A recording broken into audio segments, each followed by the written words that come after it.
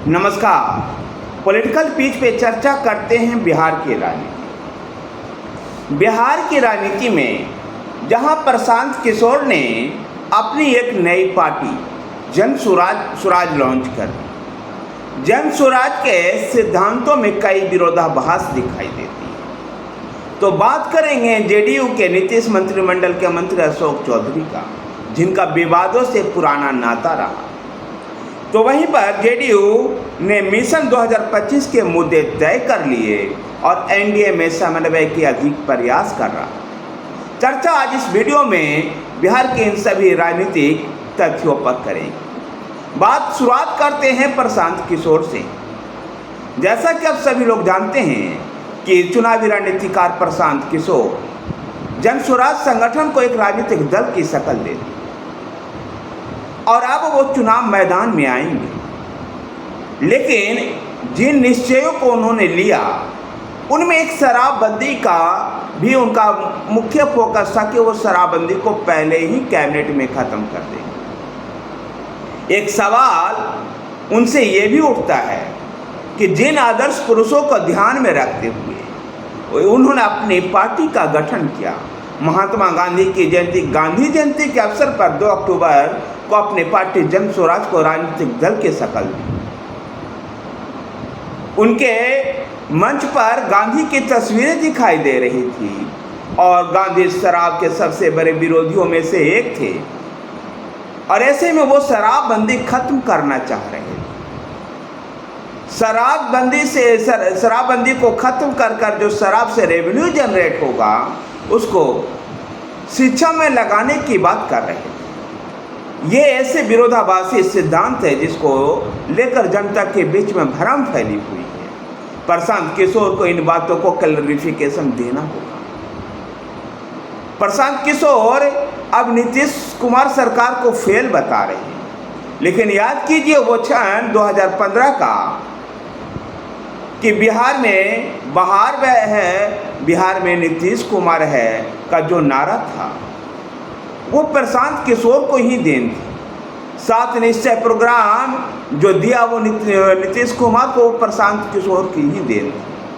अपने कई राजनीतिक सिद्धांतों के प्रशांत किशोर के जो राजनीतिक सिद्धांत हैं उनमें विरोधाभासी नजर आ रहे। अपने चुनावी रणनीति के अंजाम देने में कई बार वो इस तरह की बातें करते हुए नजर आ रहे।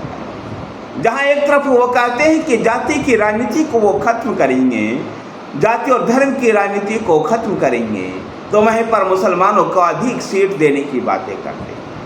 जाति आधारित एक दलित समुदाय के व्यक्ति को जब अध्यक्ष बनाते हैं तो इसका भी वो चुनाव अपने मन से इस बात को कहते हैं कि उनकी पार्टी का अध्यक्ष दलित समुदाय का हो। आखिर किस प्रकार से वो जाति और धर्म की राजनीति को खत्म करना चाहते हैं?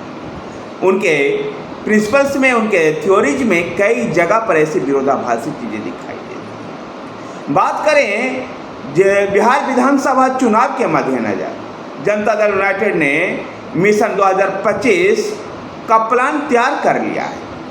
मिशन 2025 के तहत जेडीयू नीतीश कुमार के नेतृत्व में नकारात्मक बातों पर ध्यान नहीं देगी और सकारात्मक बातों पर फोकस करेगी, जिसमें रोजगार और नौकरी का प्रमुख मुद्दा है। जेडीयू चुनाव प्रचार के दौरान युवाओं के लिए अलग अलग उद्यमी योजना की भी चर्चा करेगी। जो विभिन्न वर्गों के लिए अलग अलग उद्यमी योजना दी जा रही है उसकी भी चर्चा करेगी, नौकरी की भी चर्चा करेगी। तो वहीं पर 7 निश्चय का 0.2 जो लॉन्च किया है उसके बारे में भी चर्चा करेगी। जेडीयू कह सकते हैं कि पूरी तरह से विकास के मुद्दे पर पिछले 5 सालों के अंदर जो नीतीश कुमार सरकार के द्वारा जो काम किया हुआ है उनकी बातों को लेकर के चुनाव मैदान में जाएगी।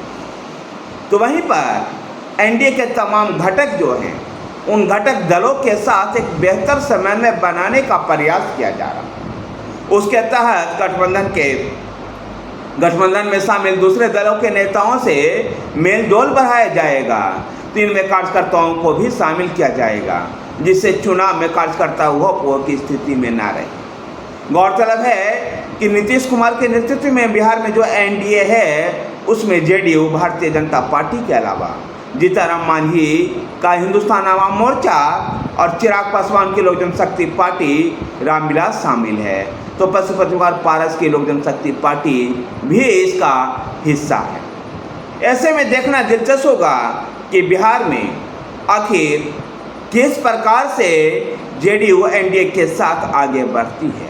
इसमें जेडीयू के एक और मंत्री अशोक चौधरी का, जो इनका विवादों के साथ हमेशा ही नाता रहता है, एक नए विवाद में फंस गए।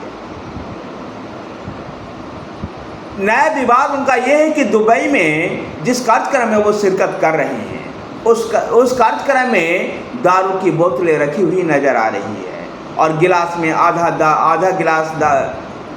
गिलास डला हुआ दारू भी नजर आ रहा है। ऐसे में सत्तारूढ़ दल के ही विधायकों ने आवाज़ उठाई है कि नीतीश कुमार शराबबंदी के पैरोकारी रहे हैं, ऐसे में उनके मंत्री शराब का सेवन कैसे कर रहे हैं। दरअसल अशोक चौधरी दलित समाज से आते हैं और वो भूमिहार समाज से आने वाले विजय चौधरी, जो हमेशा नीतीश कुमार के साथ साये के साथ खड़े रहते हैं। ऐसे में विजय चौधरी वाली जो नंबर 2 की स्थिति है वो अशोक चौधरी लेना चाहते हैं और इसलिए कई बार वो ऐसे विवादास्पद बयान को देते रहे। अभी पिछले दिनों भूमिहारों के ऊपर दिया गया बयान भी सुर्खियों में बना था और इसलिए जेडीयू के जो भूमिहार लॉबी है वो अशोक चौधरी को पसंद नहीं करती है। दरअसल अशोक चौधरी कांग्रेस से जेडीयू में आए थे। उनकी बेटी संभावी चौधरी चिराग पासवान की पार्टी से सांसद है। अशोक चौधरी का और भी कई ऐसे विवादास्पद विषय रहा है। अभी पिछले दिनों नीतीश कुमार के बुढ़ापे पर जो उन्होंने कविता लिखी थी, उस कविता को लेकर के भी विवाद हुआ था, लेकिन संभवतः नीतीश कुमार के वो शुभचिंतकों में शामिल हैं। नीतीश कुमार ने उनको उस कविता के बाद भी राष्ट्रीय महासचिव बनाकर उनको और इनाम ही दिया। देखना दिलचस्प होगा कि आखिर अशोक